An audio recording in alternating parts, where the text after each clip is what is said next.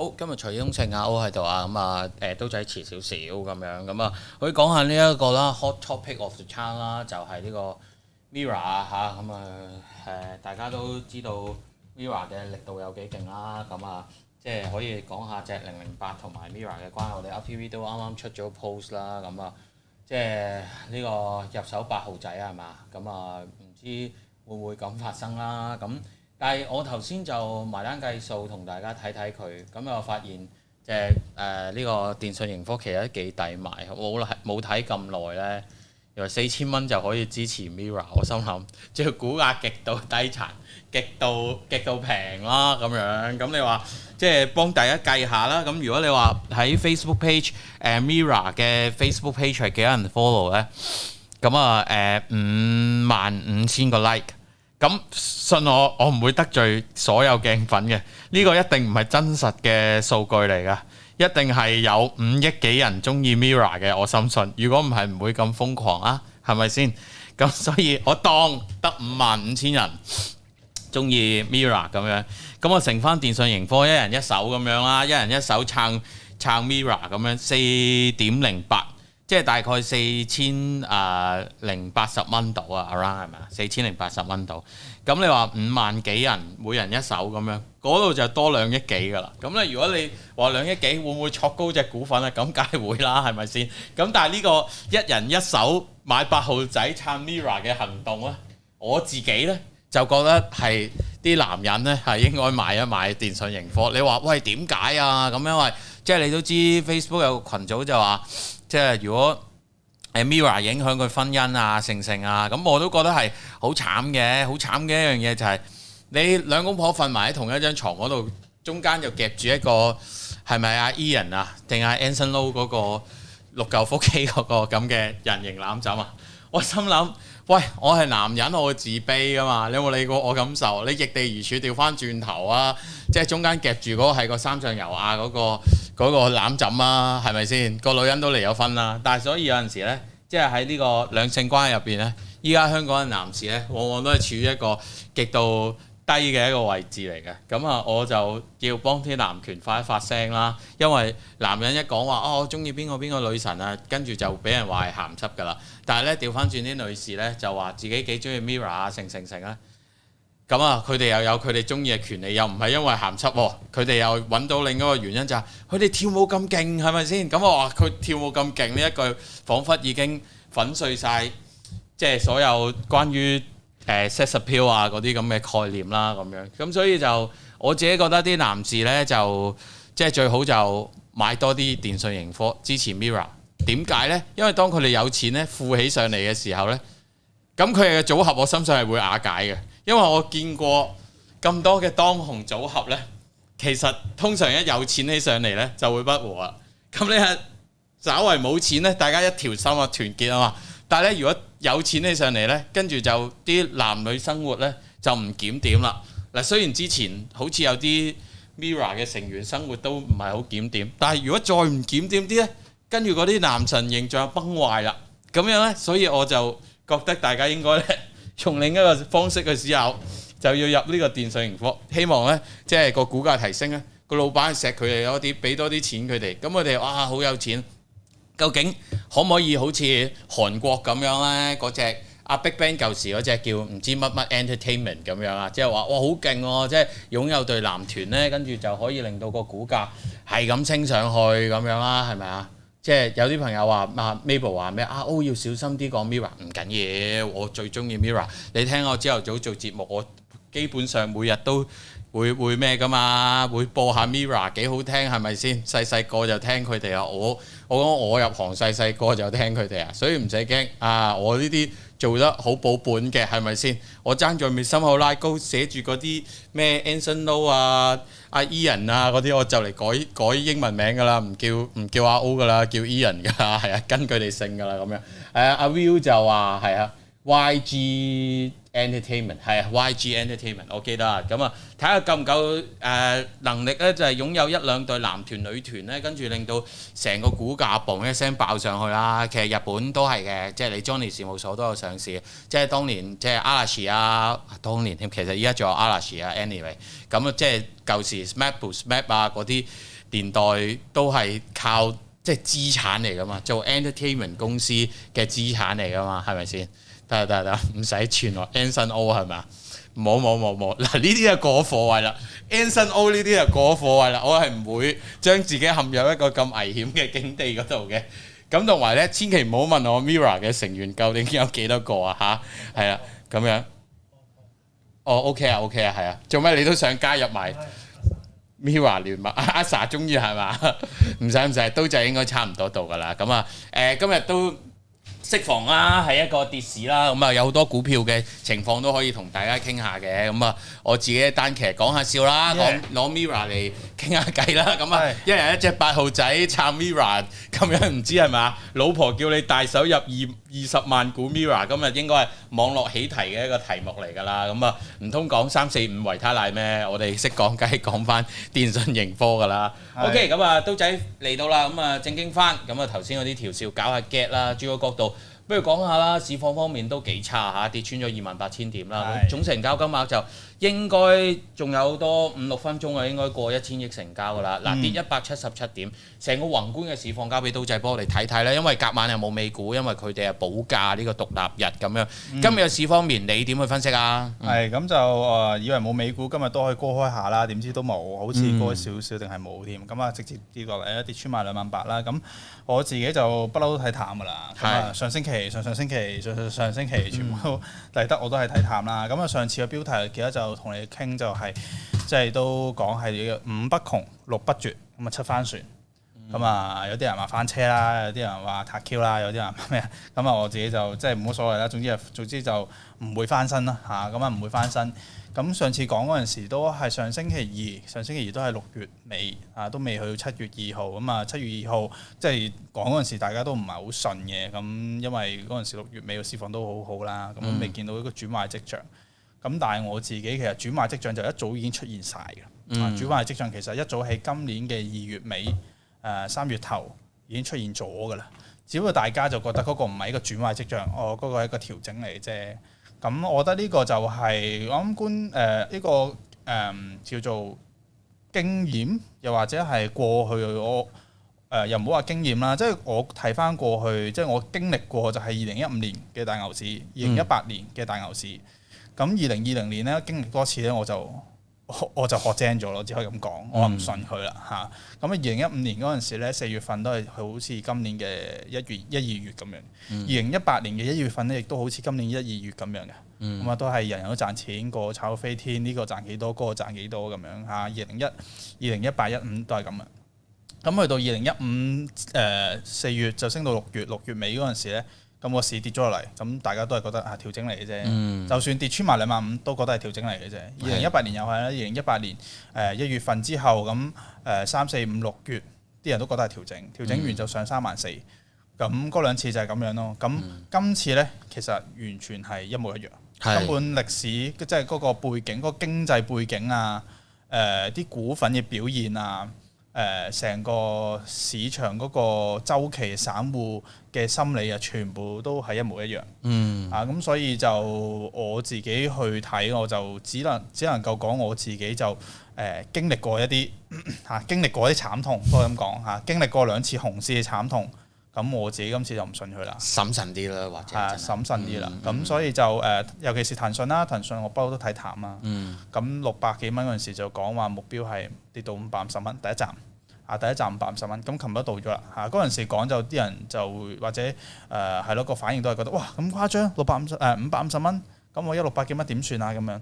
咁但係瞬間就到咗啦，即係好快啫。騰訊要行一日行30-40蚊，好快好易嘅啫。其實就只不過近呢1年大家習慣咗騰訊呢個牛下咁樣，但係佢要行其實好快到500蚊都唔出奇，我自己覺得。不過就已經行咗啦，咁所以依家再去估都唔係好值博，即係要做淡。咁大概就係咁樣。大市其實我自己嘅睇法都係一樣，冇乜變化，同上星期都係。係咁啊！網上平台啲股份全部都要跌啦。咁啊，滴滴出行類似啦，講嘅係咁樣講，但係好老實講啊，滴滴出行做車關你騰訊咩事啊？不過今日就有2-3隻跌得慘重少少咁啊。有觀眾朋友都想問下隻2618京東物流啦。咁啊，今日咧就挫咗6% 落去啦，可以話係52周最低嗰個位啦。值唔值得低撈？咁可能刀仔都會話，我就唔會建議低級。我記得你做過好多次節目。不過呢一隻係頗有實力嘅股份，我都有少少詫異，跌穿咗40蚊。咁呢隻股份跌嘅原因何在呢？以至係咪都就算要撈底嘅朋友仔都可以睇低兩格呢？交俾刀仔講講佢啊。咁2618京東物流嘅新股嚟嘅。一開始嗰陣時我都炒過一轉啦，但係好快就跟住個市況一齊就回落啦。咁啊，其實炒本身股最重要係供求啦。咁供求背後最重要就係資金流。個市場夠唔夠錢，夠唔夠水，可唔可以泵到入去呢？夠唔夠力可以買到上去呢？因為供應方面呢，半新股本身佢供應呢就有限嘅。因為半新股佢一上市冇得做 placing，冇得做供股，大股都冇得減持，禁售期有一段時間，所以佢半新股點解咁好炒呢？因為佢供應少啊。咁個原理就同 Bitcoin 點解可以升咁多一樣都係稀缺性嘅問題。咁所以呢啲半新股上完之後呢就好好炒嘅。咁但係問題係我哋喺個供應上面嘅層面了解咗啦，稀少嘅。咁需求呢？需求即係咩呢？需求即係啲人願唔願意買，即係願唔願意掉錢落去買。咁都要啲人有錢先得㗎。即係依家個市咁樣，咁有錢極都有限啦。即係個市跌咗落嚟，即係近排大家如果係賺得好好嘅，咁大家有錢嘅，咁咪可以衝落去咯，係咪先？咁但係大家冇錢嘅時候，咁衝落去都冇乜意思啦，係咪？咁呢度理解嘅錢呢，就散戶又係啦，大戶都係啦。咁講真，散戶冇錢，你大戶炒高佢都冇意思啦，係咪先？你炒高完，散戶都冇錢接，咁佢點會炒高佢呢？咁所以咁散戶呢就好重要嘅，就散戶好明顯嘅就係個市跌，散戶就冇錢㗎啦。即係好簡單嘅就係個市跌，散戶就冇錢㗎啦。即係有幾多散戶真係會成日做淡？或者真係會做一啲衍生工具啫，大部分散戶都係炒正股嘅啫嘛，係咪先？咁所以個市跌，散戶就冇錢㗎啦。咁散戶冇錢，呢啲股就自然炒唔起㗎啦。咁所以炒唔起啦，咁完㗎啦。其實即係半新股最黃金嘅時間就係一開始上市嗰1個月。係，但係產業鏈以至間公司其實唔睇㗎啦，嗰啲我自己就覺得唔睇㗎啦，冇乜意思嘅。睇嗰啲就如果你睇基本面嘅話，騰訊基本面夠好未？係咯，騰訊基本面夠好未？美團夠好未？但係你都見到佢哋都唔得啦，係咪先？唔係講監管嗰啲問題啦，監管問題不嬲都有喺度㗎啦。咁700蚊嗰時都有㗎，600蚊嗰時都有㗎，之前升上嚟500蚊嗰時都有㗎。咁點解依家會跌得咁勁呢？因為唔係嗰個監管問題咯，係熊市啊嘛！而家即係我自己判斷都係熊市就係咁樣㗎啦。咁但係熊市就唔會話直跌嘅。即係今朝彈過下啦，今朝曾經都升跌下，跌穿咗28000，然之後一嘢彈翻上28000樓上。咁但係熊市難玩嘅地方咧，就係佢唔係直接跌落去。如果話一嘢跌到尾，跌到去25000，聽日就見25000，咁沽晒啲貨咪搞掂咯。咁好爽咯。要陰啲係咪？係啦，熊市咧嘅走勢係點樣咧？睇翻2018年得㗎啦。2018年6月份、7月份、8月份點樣行，咁咪睇翻嗰陣時就得㗎啦。咁就明白熊市已經點玩嚇。咁就暫時就係咁啦。咁都唔好鬧字啦，係咪？即係2618你都唔會建議嘅。依家去到38蚊呢個水平。係啊，咁就唔建議㗎啦。仲要佢破咗，啱啱見到你係破咗新低喎。係啊，新低啊，比較難搞少少啦。咁即係京東都冇乜運行啦。不過頭先都講翻啦，即係滴滴就係因為即係揸咗706%啦。咁其實阿里都有揸嘅，即係700。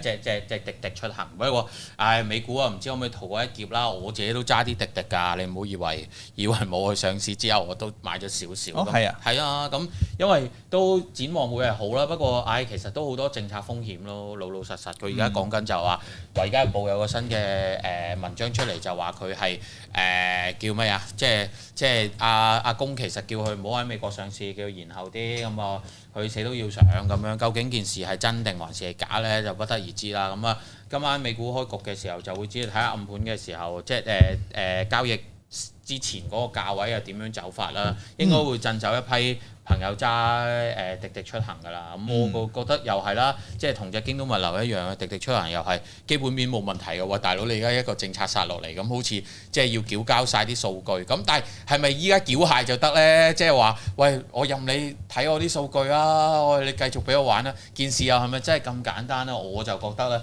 由簡單嘅層面咧，就轉趨向複雜啦嚇，比較難搞少少。OK，睇睇今日活躍股份咧，你話要升嘅咧，就真係唔係好多啦嚇，連啲藥業股咧都上翻落嚟啦。咁我記得之前刀仔有啲股份都係中意嘅，譬如隻石藥集團啦，今日碌翻5% 落嚟，值唔值得買咧？咁啊，另外仲有好幾隻股份，譬如隻藥明啦，咁啊亦都係我哋講咗幾個禮拜，依然係強勢㗎啦，即係要揸就揸隻2269啦。咁啊，今日跌8% 喎，咁因為內地方面都有啲監控啦，又係關於藥業啊等等成咁樣，所以咧今日咧所有個藥字啦，所有關於嗰啲 B 仔股咧，全線都要冧，以至咧嗰啲感恩生殖咧，喂生仔關唔關事啊？唔關事都冧，四環藥業關唔關事啊？唔關事都冧咁樣。好啦，咁啊呢兩隻2269同埋隻石藥值唔值得買咧？你又會覺得定還是可以再等多低幾格咧？刀仔，咁就呢啲就我自己，既然睇得個市淡咧，就我覺得而家鬧都有啲嘥時間，係啦。咁啊，熊市冇快完嘅，咁跌到幾時咧？今年9月左右啦，9月我就會再考慮下睇下入唔入翻啲貨啦。咁所以你問依家去買啲咩咧？我自己都唔會噶啦。咁但係咧，啱啱都講過啦，即係熊市唔係直接跌落去，跌到底咁樣。咁可能聽日就9蚊，後日就8蚊，唔係咁樣嘅。熊市都有搏反彈嘅時間。咁但係搏反彈係適合啲咩人去搏反彈咧？邊個可以做到呢啲操作咧？就係之前即係6月尾7月頭有清咗倉嘅朋友仔，係啦，已經個倉位咧至少2成樓下，最好1成。咁我自己就係啦，咁都係喎，係啊，咁巧嘅，港股係啊，冇錢就冇揸任何嘢，我都有啲手痕。不過你而家見個市咁樣咧，好似又再可以跌多幾格咁啊嘛，係啊，係啊，但係搏係啦，咁啊，如果咁好適合你啦，即係如果你話搏反彈嘅。唔係，我跟你入市記得 WhatsApp 我啊！你買嘢記得嗱，唔使講邊一隻嘅，你話我今日出手啦，咁我跟下你咯。其實我日日都有出手嘅，係，不過你買股啊嘛。我有買股啦，但係同時間你話鬧嘢我都有鬧嘅，不過係鬧我就見究竟我鬧嗰下，因為我係掛低咗嚟鬧嘅，即係譬如我今日有鬧即等諗下先，有鬧即係6606我有鬧嘅71蚊。咁啊71.6啊，我記得我鬧嘅話，呢個好早嗰陣時 set 定嘅71.6。咁我睇啲咩咧？咁我睇下我鬧完之後，咁1日內之後彈唔彈？一日內，咁唔係好彈啦。即係我睇收市之前，或者睇埋聽日朝頭早啦，都唔彈嘅話咧，我走噶啦。係啦，熊市嘅炒法就係咁，好短嘅炒得，非常非常之短，係越短越好。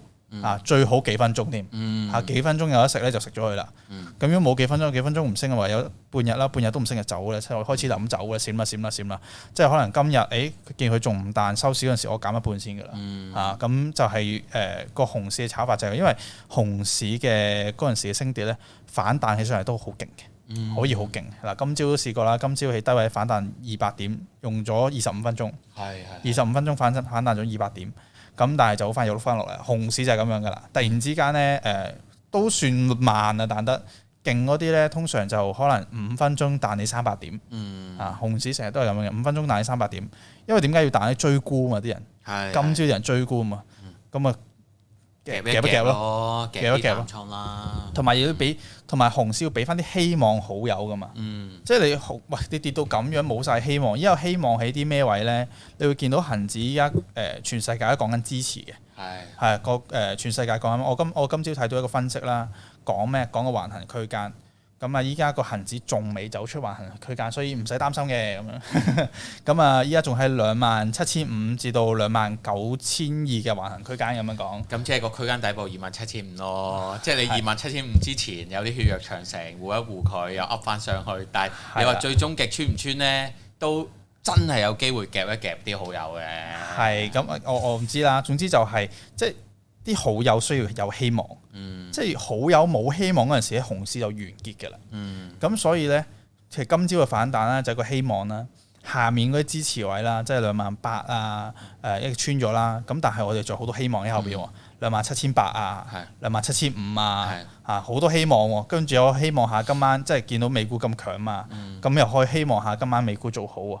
咁好多啲希望喺度咧，感覺熊市就未完啦。真係去到好絕望嗰陣時咧，見到所有線都穿晒，250天線都穿埋。你下次講啲咩咧？你下次咧穿咗27500咧，就講一個250天線嘅啦。250天線咧就喺下邊就係27000點。咁27500咪有希望咯，下邊又有27001喎。咁啊有個希望喎。穿咗250天線咧，就開始冇乜希望。開始冇乜希望。而嗰陣時咧就我諗嗰陣時先會比較好少少去做多啲做好倉啊，或者你會見到啲強勁多少少嘅反彈咯。嗰陣時冇乜希望，唯有用啲反彈案嚟俾希望大家。依家冇乜希望咧，就唔使反彈咁多嘅，因為依家好多希望應該話，依家好多希望咧，咁下面又有咁多支持咁多希望，咁就唔使俾啲希望大家嘅，因為大家都會自動會覺得下面咁多支持會好似上兩次咁反彈上嚟㗎啦咁樣。咁個大市上面就咁樣啦，但係呢啲就我覺得就係一啲叫做暗黑學或者係啲心理學，即係啲相反理論博弈咯，係博弈，有少少博弈嘅感覺啦。但係我自己會成日咁樣去思考啦。咁唔知大家啱唔啱用啦？咁但係我係會咁樣思考，我分享下我啲思考嘅，唔一定啱嘅。其實講真，唔一定啱。個市場有好多因素影響。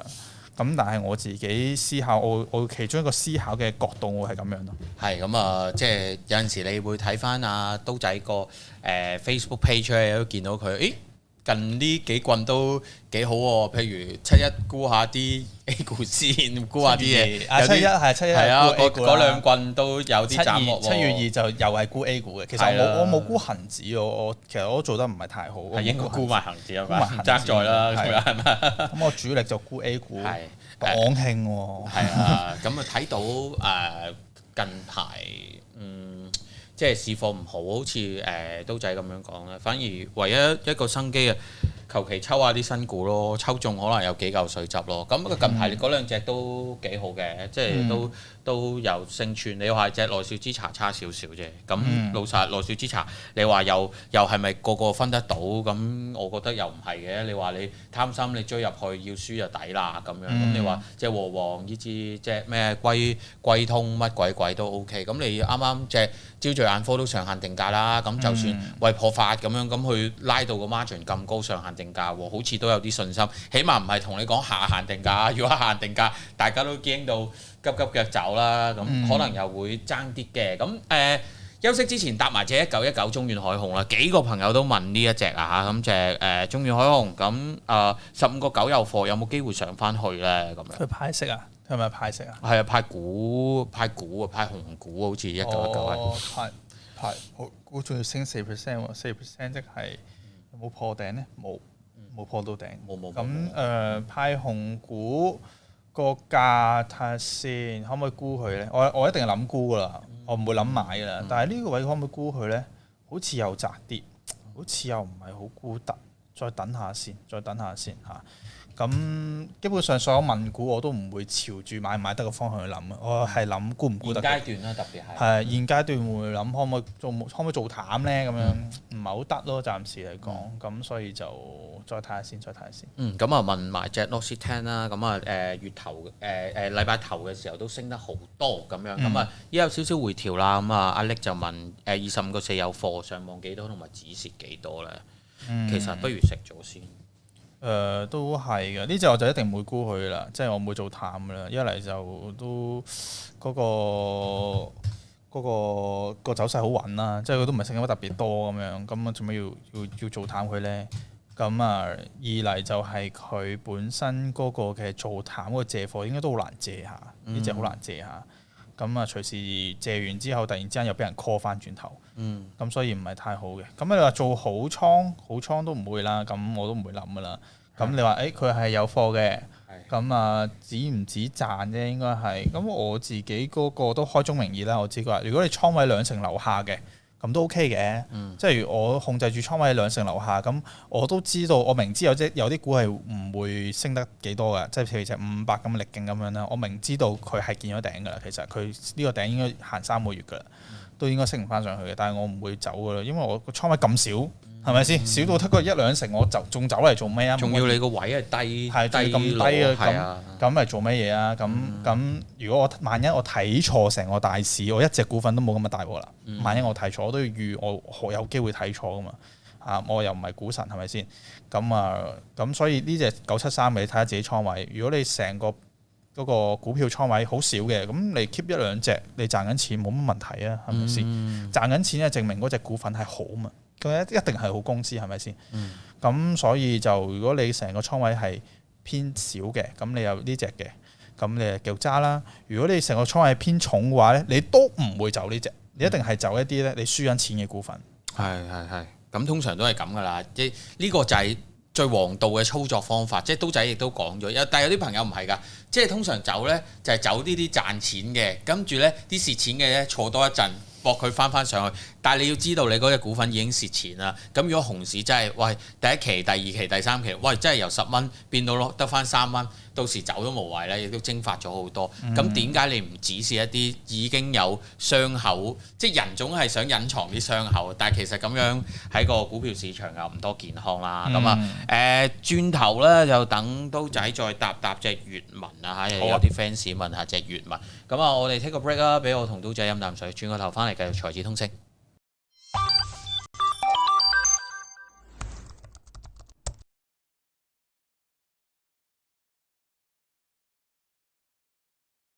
咁點解方下爬嘅人就特別幫到夫咧？嗱，佢唔單止係方，佢呢個叫方圓嘅，老公有錢，咁可能係咪你以前男朋友冇錢，而家男朋友有錢啊？嗱，嫁得好咧就唔同嫁得豪嘅 ，OK？你一路養佢養到佢55歲正，我養就真係搞唔掂。UpTV 全新節目 Big Girl Talk 每個星期會同大家分享關於玄學、日常生活息息相關嘅話題，例如面相、風水、八字等等。每個星期我哋都會邀請唔同嘅嘉賓一齊上嚟傾下偈。每個星期二夜晚9點到10點鐘，我哋 YouTube 同埋 Facebook 直播，約定大家啦！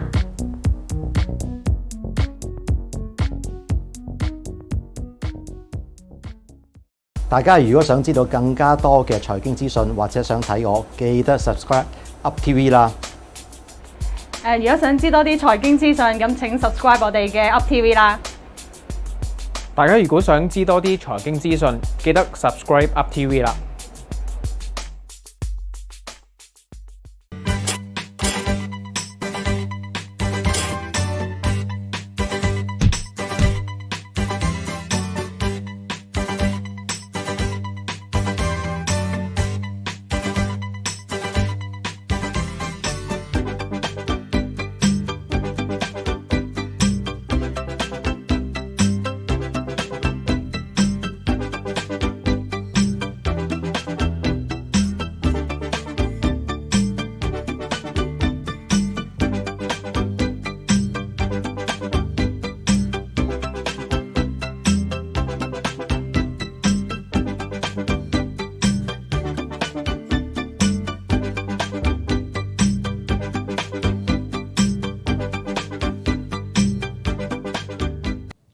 好，繼續翻嚟財智通勝，今日有 Data Louder 創辦人啊陳刀仔啊，同我哋分析大市啦。咁啊，大家可以應用下刀仔嘅網頁啊、網站啦、Data Louder 啦，咁啊知道會更加多資訊啊嚇。咁啊睇下有啲咩股份啦，即係同刀仔做得耐節目咧，都知道有啲散戶參與度高嘅咧，再加上熊市咧，可能直播咧即係沽翻佢落去啊嚇。其實個熊市我係睇個參與數目睇出嚟嘅，隻重磅股都勁多散戶買。係啊。其實又係陰公嘅呢個，即係好多你以為佢低位攞落去咩？好明顯高位坐到依家磨下磨爆晒，啲大戶都走晒，得翻啲散戶啦。其實好多隻股份都係咁樣嘅，老老實實咁樣。咁睇睇隻772啦，今年唔覺都升得唔差嘅。咁觀眾就問隻粵文去到71蚊，有冇機會去到去到71蚊會入嗎？咁樣即係問下你，如果隻粵文集團跌翻落去71蚊，你會唔會入咁樣？所以睇下嗰陣時市況係點樣喎，因為如果佢係佢做跑輸大市咁跌落去，跌到71蚊咧，咁就唔買咯。咁但係如果你係跟市跌嘅，咁可能嗰陣時個市係跌單日跌1000點嘅，1500點嘅，咁啊粵文咁啱就跌到71蚊嘅話咧，咁爭好遠嘅喎。嗰兩者係爭好遠嘅呢個 case，所以我覺得有陣時個股市就冇諗太多嘢住你真係去到佢真係跌咗先啦，爭成8蚊喎，大佬。你最近連續行咗幾日陰燭，佢都係行咗8蚊咗都係。咁佢要連續行多4日陰燭，佢先行到71蚊，我覺得太早啊，太早冧啦。咁啊，但係都可以諗定，咁但係就你都幾中意喎，就係粵文言之過早，OK 㗎粵文 OK 㗎。你見我參與數目都係低咧，咁啊一直都係散戶都係靠嗰個參與度都係少啲嘅。咁同埋佢都係逆市嘅，喺過去嗰幾個月嚟講，佢跑贏個指數嘅。咁我相信佢之後都係會跑贏指數。我相信個 case 就係個指數急跌嗰陣時，佢先跌落嚟個機會係大啲嘅。咁但係到時你都要睇咯，係細分究竟係佢自己跌啦，定係先拖佢落嚟。講開想揸沽啦，或者即係睇淡啲啦。喂，呢兩隻車股有冇機會睇翻淡佢？我自己覺得咧就121升得太急嘅。咁我記得之前刀仔都有啲操作就係沽翻啲比亞迪啦。咁啊，依家係咪都會維持即係睇淡少少？因為其實都已經升咗好多，特別係隻吉利升得好快，亦都有無盡利好嘅好消息啦。即係除咗會否決回 A 之外，佢要做嘅嘢其實做晒啦。咁呢兩隻會唔會喺7月嚟講有機會都沽一沽佢呢？咁聽日就小鵬上市啦。小鵬上市其實我係想兩隻都沽嘅，即係小鵬加吉利兩隻一齊沽佢。仲諗緊因為比亞迪呢個走勢上面嚟講呢，其實佢未行完成個見頂整固啊，佢行咗一半啫。咁如果佢行咗一半嘅時候呢，呢個位沽呢，有機會唔係話沽到一個好靚嘅位咯。咁但係又差唔多，個小鵬又聽日上市，咁聽日唔跌，咁幾時跌啊？聽日都唔跌嘅話，咁個方向一定係向淡嘅方向諗噶啦。我唔會諗小鵬聽日上市可能會升，我唔會諗呢樣嘢嘅，因為如果係咯冇乜意思。但係就如果你睇嗰個比亞迪依家去沽呢，就真係爭啲嘢咯，真係爭啲嘢。即係如果沽嘅話，就沽隻吉利舒服啲啦。唔係，一定係沽比亞迪，唔會沽比亞迪，唔會沽吉利。吉利因為個吉利咧，佢呢浪升上嚟個散戶參與度都跌得幾快，即係散戶真係就震走咗好多。咁而比亞迪股份就爭啲，可能我今晚等5點鐘 update 個網站會 update 個數據啦，就係 update 個大戶盤路同埋散戶盤路啦。咁到時候睇下個大戶嘅買盤多唔多咯。今日如果大戶今日買盤少，今日買大散戶嘅買盤多嘅話呢，咁就夠啦。咁就我覺得最後嘅條件都夠啦。咁但係暫時未睇到。係。咁啊睇睇啦，我自己又對小鵬未來理想又麻麻地，其實三隻舊時喺美股我都麻麻地中意炒，咁同埋即係三間嘅技術都好近似啦。咁既然咁近似，又冇特別賣點，咁到時衝入去個電能車市場，基本面分析個 market share 夠唔夠比亞迪砌呢？咁你又有708，有恒大汽車，跟住吉利又話即係有其他唔同嘅汽車股又話50，噼里啪啦成咁2333咁樣咁多電能車。仲有 Tesla 喎，係咪先？即係你唔好以為，喂個個都愛國心咁強烈啊！有啲真係繼續 Tesla 咁唔得啊，唔俾啊，放火燒人哋架車唔會啊嘛。咁我深信唔會啦，係啊，咁唔會啊嘛。咁所以就即係究竟嗰啲2、3線嘅電能車股仲有冇炒作空間呢？我有少少打個問號嘅，同埋會唔會 overprice 咗啦？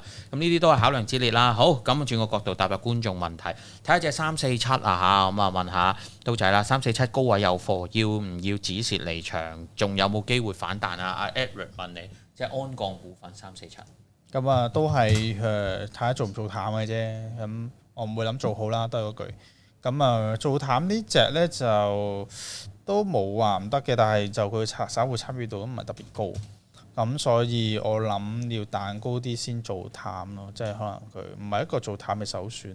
但係佢高位有貨係咪應該止蝕啦？咁樣如果高位有貨都係嗰句啦，就睇你倉位。我覺得依家倉位一定係2成樓下咯。咁你自己衡量啦。咁2成樓下，咁佢係咪你嘅倉之中蝕得最勁嗰隻股份呢？係咪表現得最差啲呢？咁如果佢係嘅話，咁佢高位有貨，咁應該係啦。咁就應該係要走噶啦。將個倉位要調翻去2成樓下咁樣咯。即係我自己操作啦，呢個係我自己操作啦，因為其實即係我就一直都係覺得7月份係唔適合做任何好倉嘅操作嘅，因為7月份係冇必要喺應該嚟講冇必要呢個時間去做啊。即係你5月可以做好倉，6月可以做好倉，過去3、4月都可以做好倉，1月更加唔使講啦。咁但係你話7月份點解要做好倉？我揾唔到一個原因，點解要做好倉咧？7月點解我要呢個咁危險嘅時間做好倉咧？咁你話8月都好窄嘅，7月唔跌係8月跌嘅，2個月都好窄。咁9月份就好少少，10月份就應該值得去做嘅。即係我哋要分一啲值得出手嘅時間。依家完全都唔係值得出手嘅時間，咁我就唔會去咯。我就唔會。如果你止蝕更加係一個止蝕嘅時間添啦。7月份係絕對一個止蝕沽晒所有貨嘅時間嚟嘅，我自己覺得。係咁啊！有啲觀眾問啲嘥啲嘅股份啦，即係嘥 check 啲嘅股份，但係我自己覺得有幾驚喜喎！即係503朗生醫藥，唔知有冇睇開啊？呢一隻到仔咁呢一隻就反而喺芸芸眾生嘅醫藥股入邊，連隻藥明都要跌8%，佢就咬腰升到3.3%啦。咁咁佢就接近52周嘅高位啦，2.7幾啦。咁呢一隻你又點睇咧？有冇睇開咧？亦都呢隻都有睇過嘅，不過可惜太細價啦。我記得佢就10億市值，真係呢啲就即係你大價嘅醫藥股、靚股都有咁多，點解要揀隻咁細價咧？係咪先？咁大價嗰啲都個升幅，你依家個升幅幾多啊？佢今年嘅升幅係當佢上年低位升上嚟啦，8毫子升到去2個8啦，多唔多咧？算唔算多咧？其實醫藥股嚟講一啲都唔多，好正常，隻醫藥股都有咁嘅升幅，最大價嗰啲都有啲咁嘅升幅。咁我點解要買隻朗生醫藥咧？係做孖展都做唔到，大價嗰啲攞去做孖展去做，成交量又高，咁我點解咪揀呢隻咧？咁點揀都揀唔到咯，所以佢走勢一直都好嘅，但我點揀都揀唔到佢。揀完金斯瑞啊，仲有隻藥明係，揀完仲有隻微創揀完，仲有其他，咁點解揀佢咧？揀都揀唔到，所以就咁依家市況係避風港嚟嘅嚇，市況因為佢唔係好跟大市啊嘛，唔係好跟大市，但係我覺得即係都唔係一個，就算佢唔跟大市都好，都唔係一個好好，都係未數到佢咯嚇。咁今日隻藥明跌咗落嚟嘛，其實吸引㗎，其實吸引嘅藥明呢啲咁嘅大跌，係269，彈咗啦，屌，冇，好彈咩？冇跌8%啊，都要係啊，彈咗啦，佢今朝最高最低，係啊，佢今朝跌15%㗎，我記得。好誇張，因為就係又係啦，即係出嗰啲整治嘢咁樣，即係有啲嘢出嚟就推冧啲股價。我頭先開節目都有講啦，連有啲唔關事嘅都跌啦，嗰啲感恩生殖，喂大佬生仔喎，關咩事啊？咁其實唔關事，但係都要跌咁。不過又回應翻刀仔咁樣講，其實都係喎。原來你講話隻朗生醫藥，我哋齋睇，喂6毫子升到2個7，好勁。喂，其實唔係啊，同 size 差唔多嘅。我揾翻隻4環460出嚟，咁佢又6毫子，佢升到上4蚊喎，個爆發力更強啦咁樣。咁反而就係真係啊，即係個別有啲醫藥股都升得幾勁，幾靚仔下。同埋你大價股升2倍，同你細價股升2倍係完全唔同概念嚟噶嘛。你大價股升2倍喎，你買首先買嘅量我都可以買多啲啦，佢夠量俾我哋買到啦。二嚟亦都有孖展可以借啦，你真係搏老命，你可以再借多少少孖展啦，係咪先？咁你大價股升2倍，同你細價股升2倍本身已經唔同啦。咁仲要再講醫藥股嚟講呢，依家係大價股，其實個升幅普遍升幅都會多過細價股普遍升幅嘅。咁就所以點揀都揀唔到細價醫藥股咯，真係好難揀得落手。咁講開醫藥股，有個觀眾就問隻1093石藥集團，咁佢就12個2毫6有貨，12個2毫6有貨，咁係咪要走啦？使唔使止蝕啦？今日單日都跌5%咁樣，佢都跌咗幾棍㗎啦。咁石藥係咪？係啦，1093。係啱啱都好似冇答到。咁就我覺得250天線其實近嗰啲位都幾好搏反彈嘅，但係又係已經彈咗啦，已經彈咗少少。其實熊市就係呢啲㗎啦，即係你即係之前同好似5月又同你都做過直播，都係講就係你賺嗰5%好珍貴㗎啦。而家你賺5%好珍貴嘅，即係我成日都講話1月份、2月份嗰啲嘢咧抹咗佢，唔好再諗啊！嗰啲係完全係叫做嘥心機捱眼瞓，你諗嗰啲依家個市況要切合翻依家市況嘅炒法。今日隻石藥咧最低位喺9個5毫3彈上嚟嘅，彈3毫子好叻㗎啦，即係3毫子好叻㗎啦。咁唔係話3毫子就要食，而係都彈咗3毫子嘅直播率就低好多咯。如果佢完全冇彈嘅，咁喺9個半邊嗰啲咧就好高直播率，但係已經彈咗個直播率，好似隻藥明咁樣。已經冇乜直播率可以再播啦。如果你要再入嘅話，除非再跌多一兩棍落去咯，即係115啊、116呢啲位咯，即係好似刀仔頭先講啊。係啊，呢啲咁差市況咧，嗰啲價位真係要拿捏得準啲，1毫子就1毫子嘅。係啊，咁啊，因為有好多個別股份其實每日做個trading range，每日都已經做到個5% 俾你啦。即係題外話分享一隻啦，咁啊自己都近呢幾日玩隻創夢天地啦，幾好玩啊！因為你試下每一日佢都低位攞喺個高位嗰度走咧，每日都做到個5% 出嚟，即係好明顯嘅，係好明顯嘅。咁我係實戰玩咗幾日先夠膽同大家分享下啫，即係你見佢都好玩啊！咁啊，大家見你咪當小注咯，買波咁咯。即係點玩？即係買完之後5% 就食咗佢。係咯，即係4-5%你咪食咗佢咯。咁個注碼又唔大咁樣，呢啲股份可以試下玩下啦，執下咁啊。遊戲股應該即係唔會短期內唔會再整治㗎啦。呢啲講真啦，即係你整嚟整去都遊戲股，阿公都覺得悶啦，係咪先？同埋暑假理論上利好翻呢啲嘅股份啦，咁啊啲版號批又有創夢天地反，咁我睇嚟都有啲嘢可以傾得到啊嚇咁樣。咁啊睇下呢一隻712喎，咁刀仔好似之前都有講過呢一隻股份啊，我自己就冇乜點睇嘅，不過觀眾朋友就話隻712咧就0.53有貨，咁啊上網幾多？有冇睇開呢一隻？咁啊712呢隻股份又係世界嘢啦，咁啊世界光伏都係同一個概念啦，即係啲大價光伏都好炒得好癲嘅，咁我又係嗰個概念啦，咩搞隻世界咧？做呢隻世界都真係幾難炒下，咁啊嗰啲波幅啦，同埋嗰啲嘅上上落落個波幅好大咁樣，就都係冇必要揀到佢啦。咁所以佢今日逆市都係叻仔嘅，可以話都唔錯嘅，但係就都係揀唔到佢咯，點揀都揀唔到佢啦。咁啊唔好搞字啦。雖然今日升14%，但係佢升得14%，你坐翻14%入嚟，你就 trap 住咗啲資金有機會。我哋睇睇啦，即係頭先我隻119咁，你可以上上落落有得玩下嘛。咁或者都就係講嗰啲，即係你單日，譬如你今日夠膽，即係隻石藥以至隻269咁樣，你坐低落去116嘅時候即買即食咁樣，即係仲比較簡單啲，即係比較簡單啲，而相對個風險。你看似好高，其實唔高。對比你睇呢啲712，我自己睇啦。咁好啦，咁啊睇下隻316呢一隻咧就係咁爆上去啊嚇！即係睇唔睇到中線？嗱，睇中線咧就真係可以搭下，即係睇中線係應該睇到Q3、Q4 啦。即係東方海外國際咧就好勁嘅，基本上咧個散戶參與度咧就極低㗎啦，我都幾肯定，因為啲貨都幾乾下。呢一隻你點睇啊，刀仔？散戶參與度又唔算話好低，不過跌緊嘅，的確係唔算話好低。咁啊，我睇緊咧就係下個星期三7月14號我呢度 mark 咗咧就316禁售期過咗，禁售期過咗下星期三。咁禁售期過，我諗應該係佢第一次配售嗰個，佢有個禁售期，因為佢做咗起碼3次配售啦。係。咁啊3次配售，咁禁售期就應該係講緊4月14號嗰度嗰啲人嘅禁售期。咁嗰陣時佢哋賺咗幾多咧？賺咗80%啦，嗰啲人。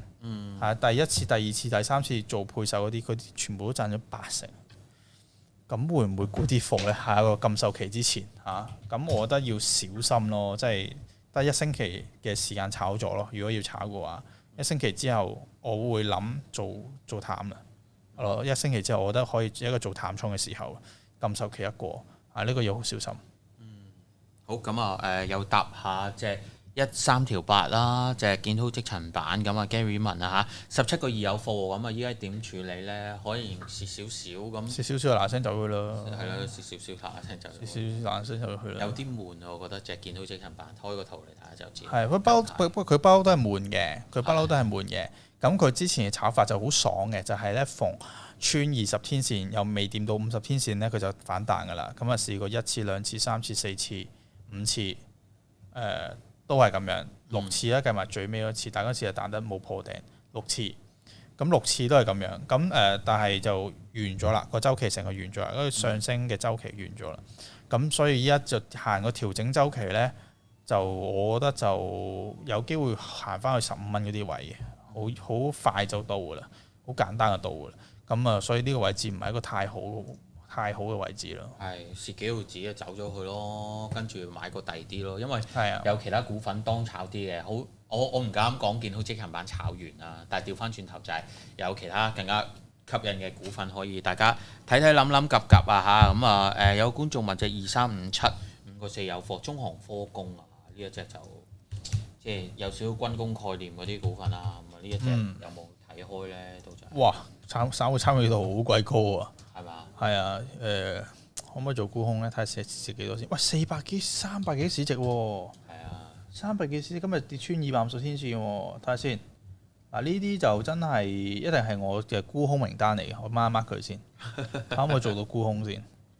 個散戶嘅參與度係突然之間爆升，我呢度 mark 唔到，唔係我 account 嚟。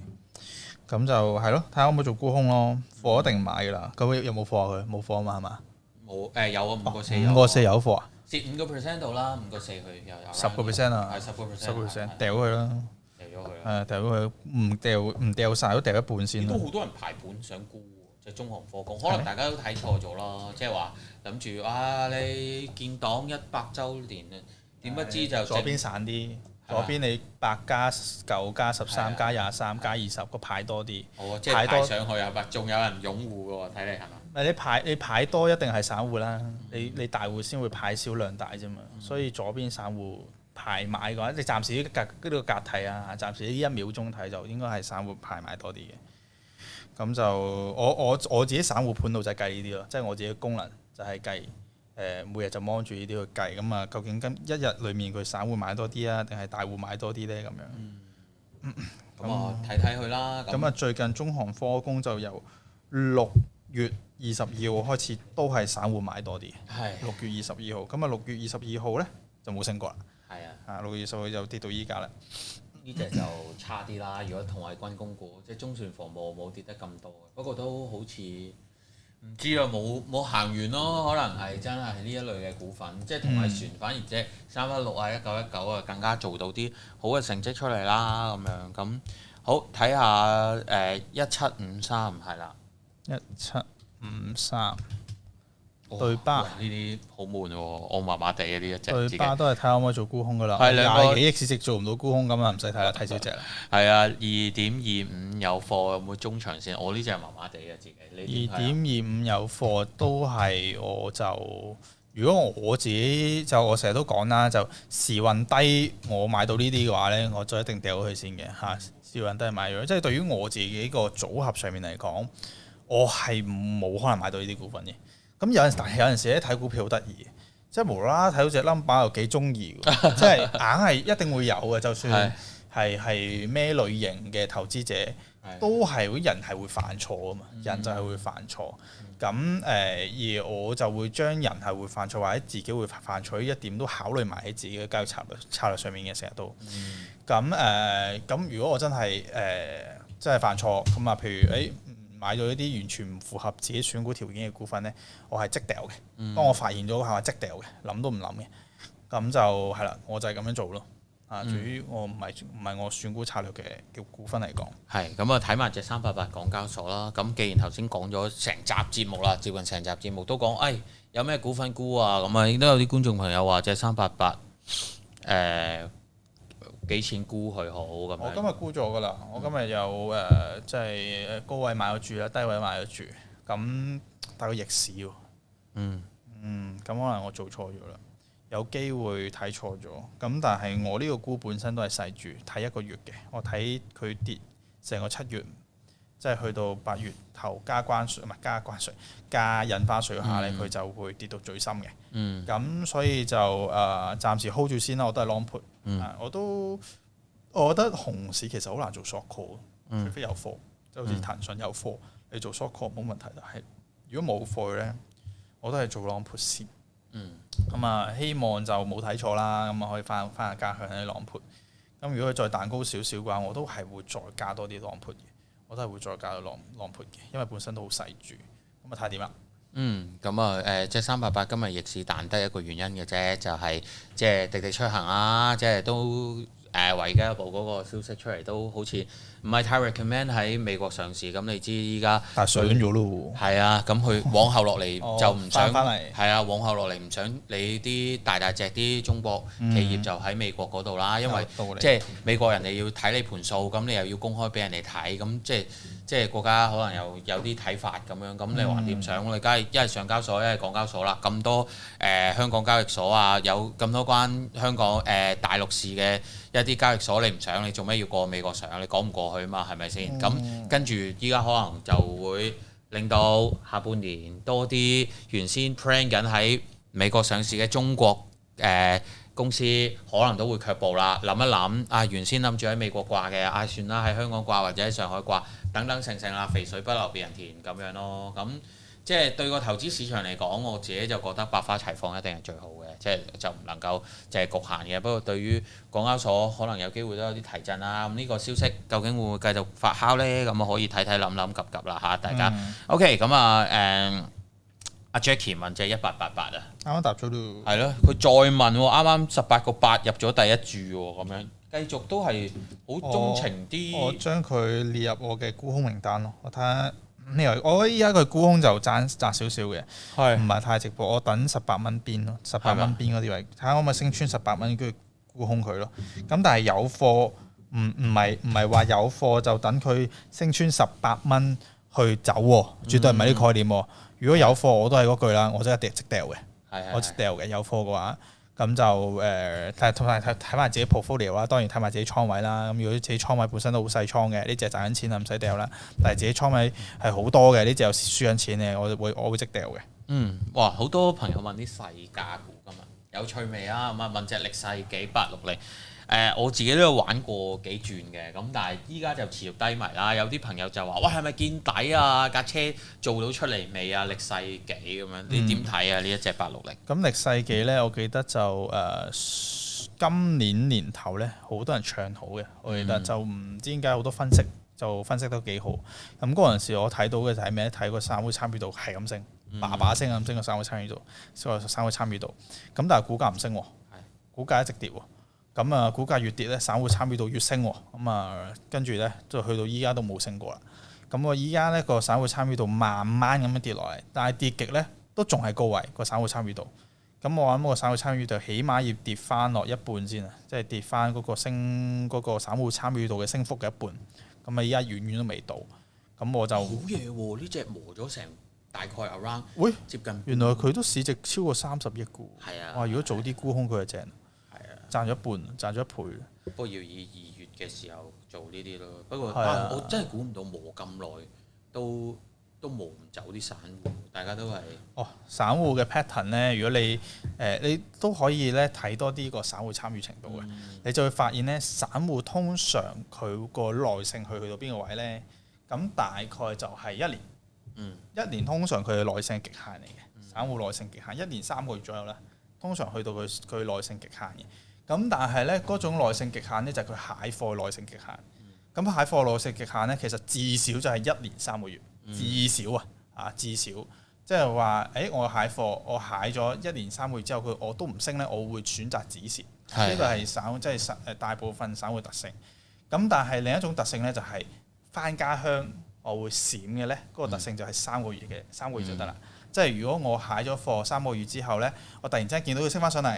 升翻去我翻家鄉個位咧，咁我就會選擇沽貨啦。咁但係如果短時間裏邊咧，咁譬如我係買咗貨，然之後佢2日之後咧升翻我買個位嘅話咧，我係唔會走嘅。我係唔會走嘅。